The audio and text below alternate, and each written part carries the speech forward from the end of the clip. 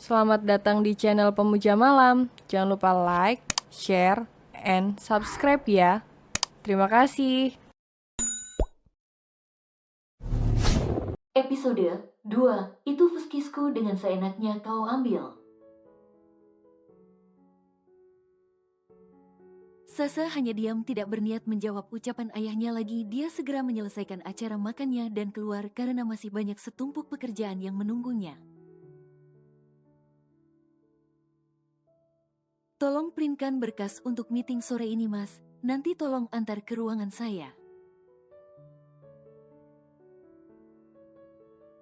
Ucap Sasa pada salah satu karyawannya dengan memberikan satu buah flash disk pada santo lelaki yang dia panggil Mas ini. Sasa akan bersikap sopan pada lelaki di atasnya meskipun jabatannya jauh di bawah Sasa. Sore ini akan ada meeting penting untuk membahas lelangan proyek yang akan dihadiri Sasa di Jakarta. Selama Sasa membantu Dani, perusahaan mereka berkembang pesat, banyak ide baru yang diterapkan Sasa. Dulu Dani tidak berniat untuk kembali ke Jakarta, tapi Sasa perempuan kuat dan pemberani, dia bisa mengerjakan apa saja untuk perusahaan ayahnya. Dani bangga memiliki anak perempuan seperti Sasa. Hentakan high heels membuat Vira menoleh pada pemiliknya. Sudah dulu ya Mbak, Sasa sudah pulang. Nanti aku hubungi Mbak lagi ya. Aku kasih kabarnya, ucap Vira mengakhiri obrolannya dengan Melinda di telepon. Vira dan Melinda memang selalu menjalin hubungan baik. Sudah beberapa tahun sudah mereka tidak bertemu, tapi hubungan mereka tetap terjalin seperti kakak adik. Telepon siapa Bun? Tanya Sasa yang baru datang dan mencium pipi kiri kanan Vira. Tante Melinda, jawab Vira tersenyum. Sasa memang sering mendengar tentang Melinda, tapi dia sendiri lupa karena mereka sudah lama tak bertemu. Bun, aku harus berangkat ke Jakarta lusa untuk menghadiri lelang proyek. Doakan semoga proyeknya bisa dapat oleh perusahaan kita. Karena ini proyek pertamaku di luar kota Bun, ucap Sasa membuka pembicaraannya. Abi juga ada studi banding, kalau begitu kalian bisa pergi bersama, jawab Vira. Mana bisa Bun, aku dan Abi berbeda tempat, lagi pula Abi pergi bersama temannya dan aku bersama sekretaris ayah si Feni. Jawab Sasa menjelaskan pada bundanya yang terlihat khawatir. Sasa memang tidak pernah pergi keluar kota tanpa Dani. Bagaimana jika Sasa menginap di rumah Tante Melinda saja, usul Vira. Bunda rasa itu lebih baik, tidak akan membuat Bunda khawatir melepaskanmu beberapa hari di kota besar itu, Sa, lanjutnya. Bun, ini dalam rangka perjalanan dinas kantor. Lagian mana mungkin Feni mau menginap di rumah Tante Melinda. Aku pun tak begitu mengenalnya Bun. Aku sudah cukup dewasa Bunda untuk bisa menjaga diriku sendiri. Kekeh Sasa sedikit kesal. Jika tidak mau Bunda tak mengizinkan kamu untuk pergi, tegas Vira membuat Sasa mencebik. Ayolah Bun, ini demi karirku, mohon Sasa. Ada apa Bun? Tanya Dani yang baru datang melihat perdebatan antara ibu dan anak ini. Yah, jelaskan pada Bunda kalau aku akan pergi untuk perjalanan dinas. Bunda memintaku menginap di rumah Tante Melinda yang aku sendiri tidak begitu mengenalnya ya. Aduh Sasa kesal. Dani menatap wajah istrinya itu yang masih terlihat cantik di usia yang sudah berkepala 4, tak ada kerutan di wajah Vira. Karena perawatan kulitnya yang bisa terbilang mahal, Dani bisa menebak isi kepala istri cantiknya saat ini. Turuti saja keinginan Bunda Musa ini juga untuk keselamatanmu. Bunda terlalu khawatir jika kamu pergi ke Jakarta tanpa adanya kenalan, jawab Dani. Tapi ada Feni ya, tekan Sasa. Feni juga tidak pernah ke Jakarta, Sa. Selama ini ayah tidak pernah menjalin kerjasama dengan perusahaan manapun di Jakarta. Sejak ada kamu, ayah membuka peluang, tapi kami sebagai orang tua juga harus memastikan keselamatanmu. Bukan hanya keuntungan yang dipikirkan, kamu anak perawan butuh perlindungan khusus, tekan Dani. Oke, ada Abi di sana. Aku akan menginap di mana tempat Abi menginap nanti, ucap Sasa memberikan solusi. Benar Kak, di tempatku menginap ada Arif, jawab Abi cepat membuat Sasa bergedik nyeri, tak ada pilihan yang menyenangkan untuknya saat ini. Baiklah, hubungi Tante Melinda. Katakan padanya setelah pertemuan aku akan menginap di sana, ucap Sasa mengalah.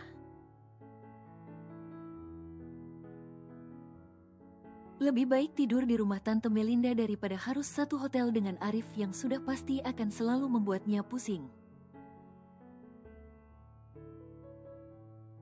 Ayah dan Bunda sama saja, gumam Sasa pelan sambil berlalu ke dalam kamarnya, tapi masih bisa didengar oleh Vira dan Dani. Vira tersenyum manis menatap Dani, mungkin saja rencananya menemukan Sasa dan Raihan akan berhasil.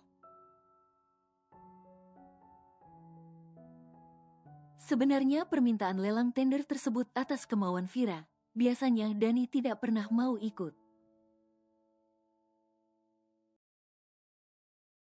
Tapi Vira yang memaksanya dan meminta Sasa bersama Feni yang datang menghadiri. Kebetulan Abi juga ke Jakarta, jadi dia bisa sekalian menjaga Sasa meskipun dari jauh. Soal keikutsertaan Arif memang benar adanya. Karena angkatan mereka semuanya ikut, tapi Arif tidak tahu kalau Sasa ke Jakarta juga. Kali ini kami sedikit kelewatan Bun, ucap Dani menarik Vira masuk ke dalam kamar. Yah, ini juga untuk kebaikannya.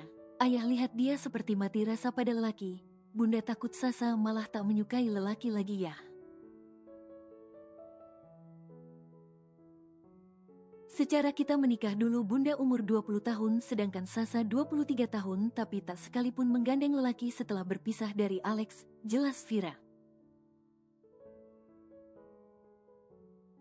Sudahlah ya, jangan terlalu dipikirkan. Bunda yakin Raihan anak yang baik sama seperti Mami dan papinya, lanjut Vira meyakinkan suaminya ini.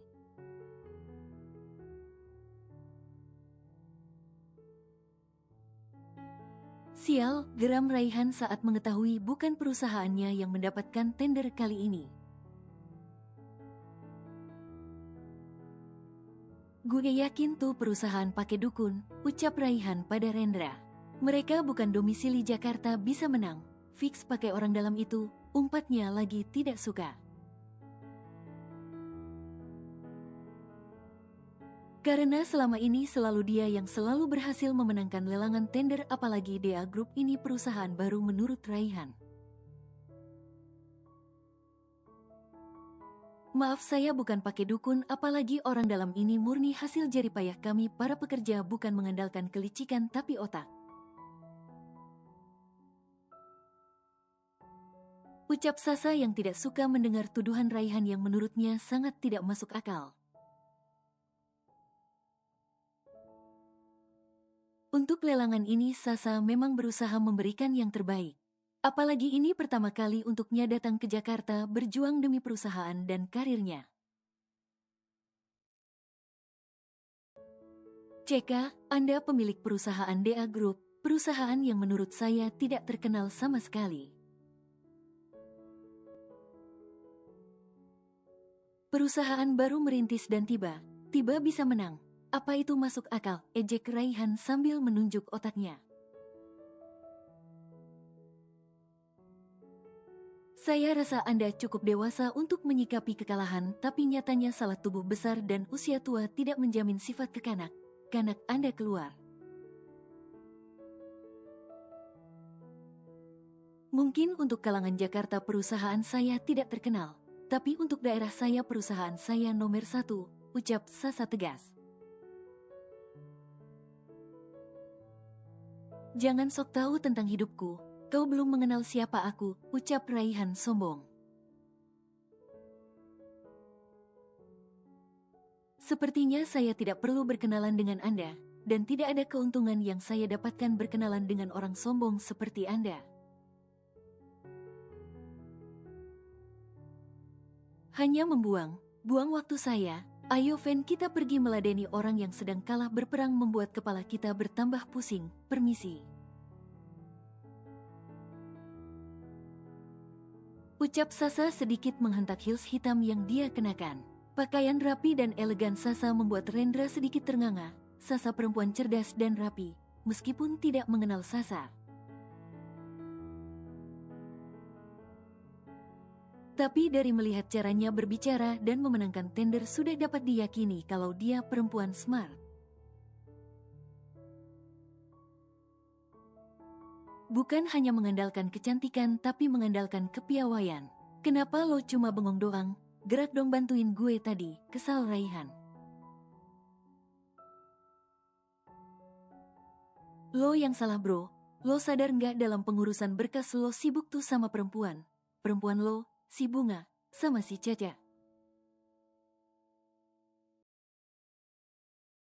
Dan siapa lagi perempuan yang semalam telponin lo mulu?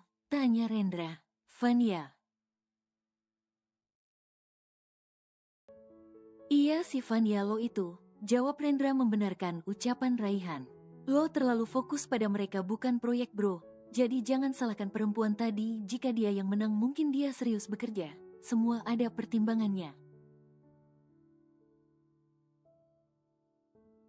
Gue yakin lo tertarik sama tuh perempuan makanya lo belain kan, tuduh Raihan. Enggak, lo salah sangka. Tapi gue salut sama tuh perempuan cuma dia yang gak tertarik berkenalan sama lo. Mampus lo kan. Secara tidak langsung ada perempuan yang bilang lo gak tampan. Ucap Rendra terkekeh kecil membuat dua sahabat ini terlibat percekcokan. Bikin malu lo, tuduhan lo gak jelas. Marah Rendra lalu meninggalkan Raihan mematung sendiri. Sekretaris kurang ajar lo, PA, gue bilang ke papi buat pecat lo, umpat Raihan kesal saat sudah sampai di parkiran. Rendra meninggalkannya membuat Raihan harus memesan taksi agar bisa pulang. Bruk. Tubuh Sasa terjatuh ke lantai karena ditubruk seseorang, bahkan tubuh wanita mungil itu saat ini dihimpit oleh tubuh kekar seseorang. Meskipun dalam gelap Sasa masih bisa mengenali siapa orangnya, Raihan sendiri juga begitu dia mengenali Sasa. Kau, pekiknya, tanpa bergerak sedikit pun. Sore tadi Sasa datang ke rumah Tante Melinda, karena urusannya sudah selesai maka Sasa berniat pulang besok. Dan malam ini memang menginap di tempat Melinda sesuai dengan pesan bundanya kemarin. Raihan memang tidak pulang selepas jam kantor tadi, dia menghabiskan waktu bersama para wanitanya dan Rendra di klub. Raihan kecewa karena kekalahan tendernya tadi pagi. Maling, pekik Sasa yang mengira Raihan maling. Membuat Raihan seketika panik dan mencium bibir Sasa yang berada di bawah tubuhnya membuat Sasa bungkam. Tiba-tiba lampu menyala. Sasa, Raihan, pekik Melinda yang tak menyangka dua orang berbeda jenis ini. Malah tergeletak di dapur dengan tubuh menempel dan bibir pun ikut menempel. Sial, gumam Raihan yang merasa malu pada terpergok mami papinya. Sasa memukul kuat tubuh Raihan yang masih betah menghimpitnya. Apa yang kalian lakukan? Tanya Melinda marah. Tante, aku bisa jelasin ini, ucap Sasa ketakutan dan bangkit setelah Raihan bangkit lebih dulu.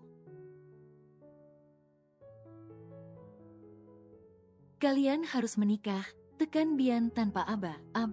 Apa? Pekik Raihan dan Sasa serentak. Pi, ini tidak seperti yang papi lihat. Tolong Mi, rengek Raihan. Tidak seperti yang kami lihat. Lalu jika kami tidak keluar apa yang akan terjadi? Kalian akan melakukannya di sini, ucap Bian membuat Sasa malu. Ini pertama kali Sasa dicium lelaki selain ayahnya. Ini momen yang memalukan. Bagaimana jika bunda dan ayahnya tahu? Pikir Sasa menggeleng kecil. Jika kalian saling kenal dan memang memiliki hubungan tidak dengan cara seperti ini, ucap Melinda seolah-olah tengah kecewa. Mami tidak habis pikir dengan kamu, Rai. Apa kamu tidak kasihan pada mamimu ini? Isak Melinda mulai menangis. Mi, jangan begini, bujuk Bian memeluk istrinya ini. Apa salah mami dulu Pi hingga memiliki anak seperti Raihan, yang tak bertanggung jawab dan berbuat semaunya pada semua wanita?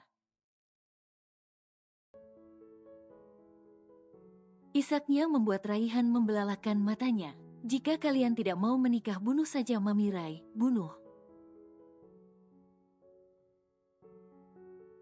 Mami malu Rai, apa yang harus Mami jelaskan pada Tante Vira saat dia bertanya kenapa bisa kamu mencium Sasa? Mi, ini bukan seperti yang Mami pikirkan, tekan Raihan bingung. Kenapa malah dia seperti ditekan begini dan kenapa juga perempuan ini ada di rumahnya? Untuk menikah itu tidak mungkin untuk nama saja mereka tidak saling kenal. Raihan menggaruk kepalanya yang tidak gatal. Bagaimana ini, apa dia harus menuruti kemauan maminya menikah dengan perempuan yang tidak dikenalnya ini? Kami tunggu jawaban kalian pagi besok, dan untuk kamu saya sampaikan pada ayah dan bundamu. Ujar Bian memeluk Melinda menuntunnya yang masih mengisak ke dalam kamar. Ark, sial, pekik Raihan. Apa kamu, perempuan pembawa sial? Ujarnya menunjuk Sasa membuat Sasa naik darah. Mulai dari kekalahan tenderku, dan kini aku harus terjebak denganmu di rumahku sendiri. Sasa menepis tangan Raihan yang menunjuknya. Kekalahan tendermu karena kebodohanmu sendiri. Untuk terjebak di sini aku pun tidak menginginkannya.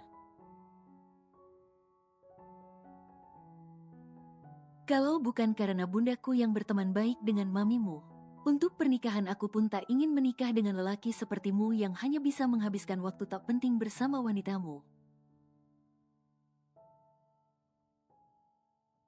Jangan sembarang bicara, aku bukan lelaki gampangan seperti yang kau katakan, tegas Raihan.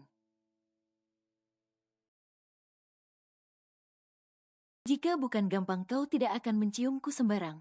Kau tahu itu fuskisku, dengan seenaknya kau ambil, geram Sasa. Aku tak percaya itu fuskismu, buktinya kau menikmatinya. Ejek Raihan membuat Sasa bertambah geram. Sasa mengangkat tangannya ingin memukul Raihan, tapi tangan Sasa ditangkap oleh Raihan dan dia mendekatkan tubuhnya pada Sasa. Berani menamparkanku berarti kau akan memberikan lebih dari ciuman padaku. Ancam Raihan membuat Sasa menurunkan tangannya dan segera kembali ke kamarnya. Sasa mondar, mandir di dalam kamar sambil menggigit kecil kukunya. Dia gugup. Bagaimana mungkin bisa menikah dengan lelaki yang sama sekali dia tidak kenal, apalagi dengan cara yang sangat memalukan baginya. Sasa melirik ke arah Feni yang tertidur nyenyak. Untung saja Feni tidak terbangun tadi, kalau Feni melihat bisa malu Sasa. Feni pasti akan bercerita satu kantor dengan apa yang terjadi padanya malam ini. Goblok, bodoh kamu Sasa. Sasa merutuki dirinya sendiri, kenapa dia bisa haus dan keluar di saat lelaki sialan itu ada. Ternyata dia anak Tante Melinda. Dulu memang Sasa dan Raihan pernah berkenalan, tapi itu sudah lama saat omanya belum meninggal. Raihan memang sudah menyebalkan dari dulu, tapi jujur Sasa akui Raihan lebih tampan dari saat pertama mereka bertemu. Nih, apa tidak terlalu kelewatan kita meminta Raihan dan Sasa langsung menikah tanpa perkenalkan? Tanya Bian. Ini kesempatan emas Pi, kapan lagi bisa menjebak mereka begini? Ini suatu mukjizat yang tak terduga bisa memergoki mereka begitu. Kalau diminta secara baik tidak mungkin mereka akan menikah, jelas Melinda. Tapi papi takut Mi, pernikahan dengan cara pemaksaan akan berakhir sia-sia. Tapi banyak juga yang berakhir cinta Pi, tergantung mereka menyikapinya. Mami rasa Sasa cukup cantik dan pintar. Apalagi kita sudah mengenal keluarganya, tidak ada yang dirugikan Pi. Kalau terus membiarkan Raihan berkelana tidak akan ada habisnya. Raihan asik dengan perempuannya di luar sana. Menurut papi kasihan Sasami. Pi, kita beri ancaman pada Raihan. Jika dia berani menyakiti Sasa, semua harta jatuh ke tangan Sasa dan anak mereka nanti. Mami tahu Raihan Pi, gaya hidupnya tidak akan mungkin bisa jauh dari uang. Dia bisa apa kalau tidak diberikan uang dan kekuasaan Pi? Ini juga karena papi yang selalu memanjakannya dulu, kesal Melinda.